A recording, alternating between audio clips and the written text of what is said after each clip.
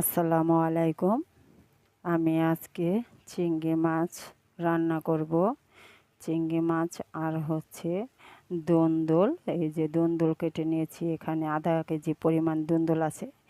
এই আধা কেজি দোন্দল আমি চিংড়ি মাছের ঝোল রান্না করব। এই পেঁয়াজ আর কাঁচা মরিচ দিব। তাই আমি এখন চুলায় চলে যাচ্ছি।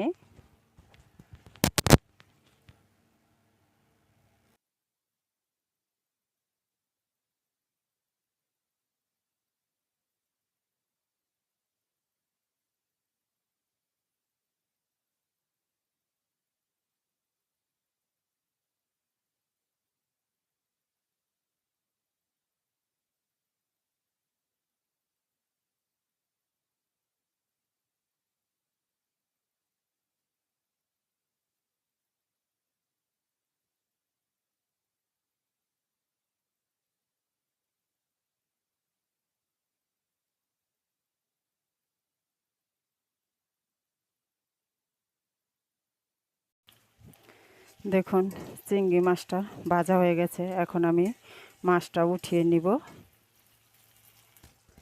এখন আর একটু তেল দিয়ে দিব, তেল কমে দিব।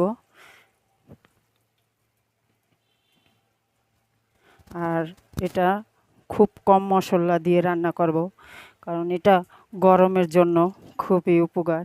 এখানে যে কাঁচামরিচ আর পেঁয়াজ একসাথে দিয়ে দিলাম। এটা একটু হালকা ভেজে নিব। গরমের জন্য এই তরকারিটা অনেক উপকার। হালকা ঝাল, হালকা মশলা দিয়ে রান্না করলে খুবই ভালো লাগে।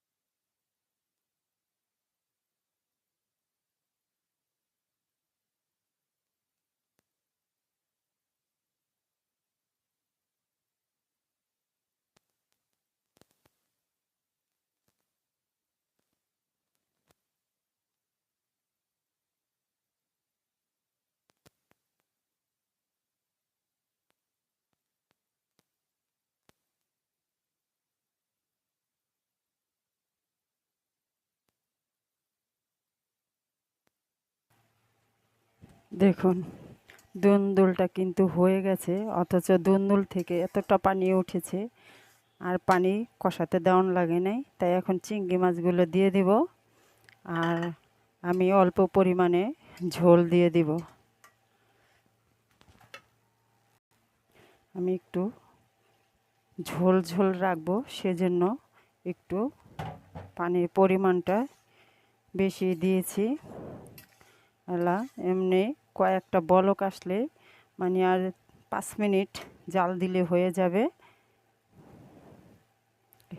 এখানে আমি কোনো টমেটো বা ধনেপাতা ব্যবহার করব না। আপনারা ইচ্ছা করলে ধনেপাতা, টমেটো দিতে পারেন। দেখুন, তরকারিটা হয়ে গেছে। এখন আমি এটা নামিয়ে নিব, আর টানাবো না। এখন আমি একটু ঢেলে নেব। দেখুন, হয়ে গেছে আমার চিংড়ি মাছের দুন্দুলের ঝোল।